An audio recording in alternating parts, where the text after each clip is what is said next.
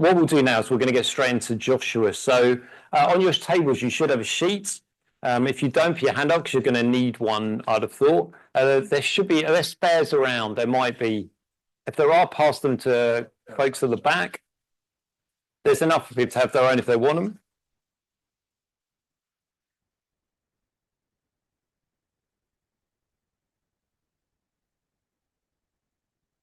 We're not reading through the Bible kind of in a, like straight through.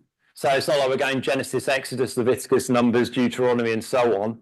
We are moving around to give people a kind of flavour of different books, partly because some of the books are easier to read than others, and would have a real run of kind of like major prophets otherwise at some point, which would be a pretty heavy few months. So instead, we've spread them out. And it also means if people join at different points, they're going to get a whole variety of things, which I think is really, hopefully, going to be exciting. And also, we'll be going over the Bible's big story in different ways at different points. So there's a little timeline. The side you want is one without the map. So if you're looking at a map at the moment, turn your sheet over. At the top there, that very basic Bible timeline that the Lord knows we're not good at history. So everything is spread out about 500 years apart. Abraham, who we've just been learning about, we're now jumping about 500 years. So it's all very approximate, but we're jumping to Joshua, and we're still about 500 years from David, who Sam was talking about this morning, and then on from there. And what I want to do tonight, my aim, if we get through everything in the next 45 minutes, is to have a look at Joshua's life before we get to the book of Joshua. So who is this man and how does his story fit in? So if you are new to these things, hopefully that'll be helpful. And if you're not, I learned some things while I was looking into this week, like his name wasn't Joshua, which I'd completely missed, although I'm sure there are people in the room who hadn't. So I'll fill you in on that as we go. And then we're going to have a few minutes in groups to look at the beginning of the book of Joshua. And then on the back, there's a kind of outline of Joshua, which is the Bible Project video tonight. And then a little bit about genocide. So is this book really about genocide? So the destruction of other peoples. And I want to just touch on that tonight, because when you're reading it, if you're reading it at all sensitively, it's going to cross your mind. You know, how can it be that the Lord our God commands the destruction of men, women, and children? So, yeah, well, that's where we're going to go this evening. So, Joshua's origin story. The first reference to Joshua is actually Exodus 17. So, it's on the screen now. I don't know can people see that, or do you need the front light off? If we turn that light off, people can follow, and I'll be slightly in the dark, but I think it's probably better that way around. There we are. So the first reference is here. So the Israelites have come out of Egypt and they're about to fight their first battle. And who should be picked to lead the army but Joshua? So this is the first reference. The Amalekites came and attacked the Israelites at Rephidim. Moses said to Joshua, choose some of our men and go out to fight the Amalekites. Tomorrow I will stand on top of the hill with the staff in my hands. So Joshua fought the Amalekites as Moses had ordered. So Joshua overcame the Amalekite army with the sword. Then the Lord said to Moses, write this on a scroll as something to be remembered and make sure Joshua hears it, because I will completely blot out the name of Amalek from under heaven. So that's the first reference we get. But I've done you a rough timeline. We know that Joshua died at 110 years old. It's actually the only date we're given. So we have to work backwards from there and work things out. And that means until his early 40s, before that verse that we just read, he was living as a slave in Egypt. So we know some of the things he experienced. Then he had about 40 years as Moses' assistant, from his 40s to his 80s. Don't know exactly how old he was. And then from his 80s to 110, he actually led God's people into the promised land. So a number of years of conquest, and they're the ones you read about in the book of Joshua, mainly. So until his 40s then, Joshua lived as a slave in the land of Egypt. That's where all of God's people were. If you've done Genesis, you'll know the family all wind up in Egypt. That's where Genesis ends.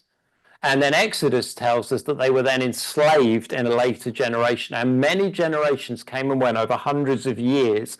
But Joshua and Moses were alive at the time when they would be liberated. And so we know that Joshua experienced oppression under Pharaoh. We know that he also experienced the deliverance that God brought under Moses. He saw the plagues. He saw the Passover that Sam talked about briefly this morning. He actually walked through the Red Sea. So all of those things were part of his experience. But once they left Egypt, he was very quickly appointed as Moses' assistant. So Exodus 24:13 says, then Moses set out with Joshua, his assistant, and Moses went up the mountain of God. And so while he was there, that should be another slide, I think, Sam. He'd have witnessed things like the giving of the Ten Commandments and the idolatry at the golden calf. Do you remember, as they come back down off the mountain with the tablets, the Israelites have already gone astray. Within 40 days, they've turned their back on the living God and made a golden calf. Joshua was around for that moment. He's actually mentioned as thinking that as war has broken out in the camp. That's what it sounds like to him. It's actually a pagan celebration that's made its way into Israel.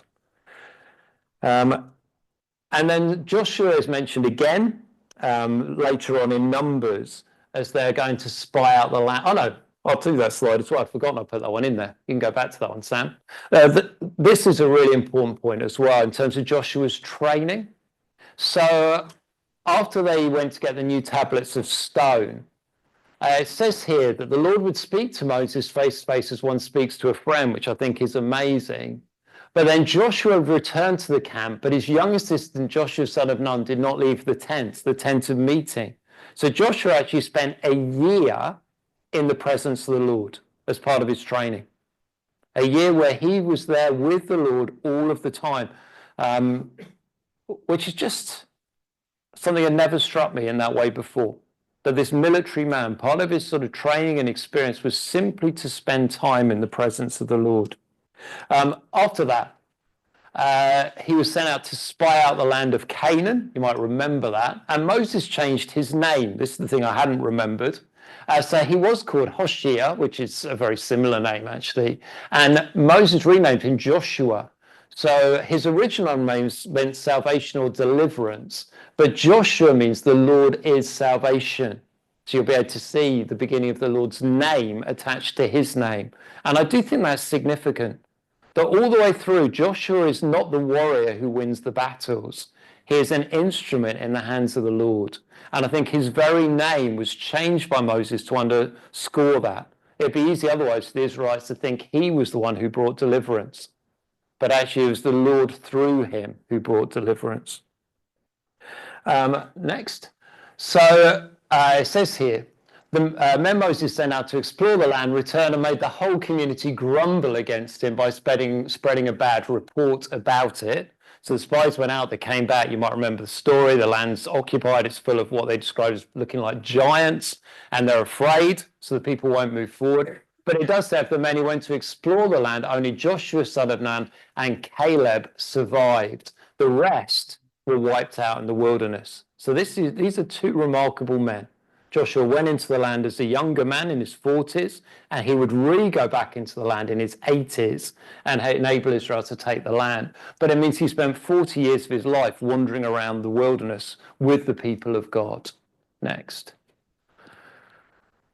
This then was the end of Moses' life, and the handover is right here. So it says, Moses went out and spoke these words to Israel. I'm now 120 years old. I'm no longer able to lead you. The Lord has said to me, you shall not cross the Jordan. The Lord himself will cross over ahead of you.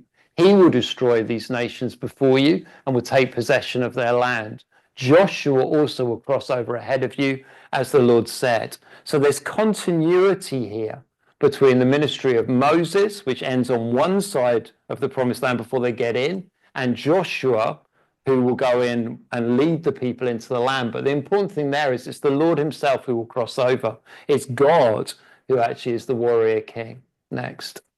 So there's that rough timeline of his life, beginning as a slave in Egypt, then carrying on as Moses' assistant, and then finally the bit you're going to be reading in the book of Joshua is his 80s through to his 110th birthday when he dies, when he leads the people into the land. So that's what you're going to be reading this month. Last little bit. As he leads them in, it says this, now Joshua, son of Nun, was filled with the spirit of wisdom because Moses had laid his hands on him. So the Israelites listened to him and did what the Lord had commanded Moses. And as he goes in, he's got a pretty daunting job. Moses was an impressive leader, not because he was an impressive man. The Bible makes that very clear. He was slow to speech and didn't want the job that when he was offered it, wanted his brother to do it instead. He was a very humble man. But because of that amazing relationship with the Lord, he was incredibly wise and faithful to what the Lord had called him to do. And I don't think Joshua felt worthy. But Moses set it up so that he would lead the people forward. Is that a lost slide? That is.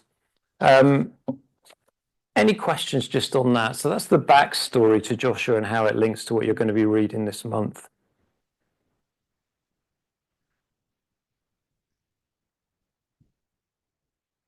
Okay, what we'll do at this point then, we will, I think for the purposes of time, let's have a look at the beginning of Joshua. So Joshua chapter 1, it's on your sheets and it's there. Anyone actually, it's probably better if I do it just for the sake of people watching at home. Joshua chapter 1, here are the opening verses. And as we work through RBT, we're thinking about what do we learn about the living God? What do we learn about righteousness and sinful living? What do we learn about God's heart for mission? So in a moment, you're going to have a few minutes around your tables just to talk about that. And let me read this to you. So the beginning of Joshua says, after the death of Moses, the servant of the Lord said to Joshua, son of Nun, Moses' assistant, Moses, my servant, is dead. Now then, you and all these people get ready to cross the river Jordan into the land I'm about to give to them, to the Israelites. I will give you every place where you set your foot, as I promised Moses. Your territory will extend from the desert to Lebanon and from the great river, the Euphrates, all the Hittite country to the Mediterranean Sea in the west. No one will be able to stand against you all the days of your life. As I was with Moses, so I'll be with you. I will never leave you nor forsake you. Be strong and courageous, because you will lead these people to inherit the land I swore to their ancestors to give them. Be strong and very courageous. Be careful to obey all the law my servant Moses gave you. Do not turn from it to the right or to the left, that you may be successful wherever you go. Keep this book of the law always on your lips. Meditate on it day and night, so that you may be careful to do everything written in it. Then you will be prosperous and successful. Have I not commanded you? Be strong and courageous. Do not be afraid. Do not be discouraged, for the Lord your God will be with you wherever you go. So that's how Joshua begins. With the folks around your tables, I want to spend 5 minutes or so. Let's look at those questions. What do we learn in this passage? Just this bit here about the living God. What do we learn about sinful and righteous living? And is there anything here about mission?